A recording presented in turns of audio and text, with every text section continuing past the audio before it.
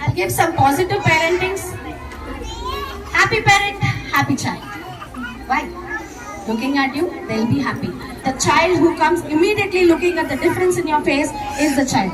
So the more happy you are, the more happy the child is. And the same way, healthy parent, healthy child.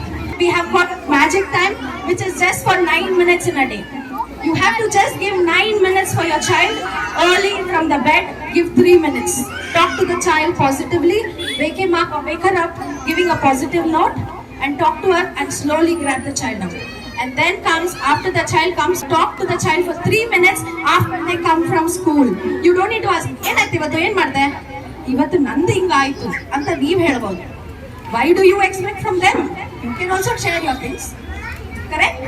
So you can give that 3 minutes of time after they come from school. And the other 3 minutes is when they're getting into the bed. So before they get into bed, give a positive note. I'm so blessed to have a child like you. You are really so much magic for me. So keep giving that positive, they really feel happy, and this 9 minutes really works. So normally when you go for a shopping, the children will be bored, and this is the game where you can play and engage them. It's actually we are including the 5 senses. So 5, 4, 3, 2, 1. It's 5 things that you can see. You can ask children to identify 5 things that you can see.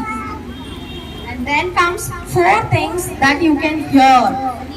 This is the silently when you are being, you can listen to the sounds around you. So 4 things they have to observe, and they can tell you the 4 things which they can hear. And then comes 3 things that they can smell. It can be perfume or the cooking smell which is coming from kitchen. It's anything what they can find out. 3 things that they can smell. Then 2 things which they can touch.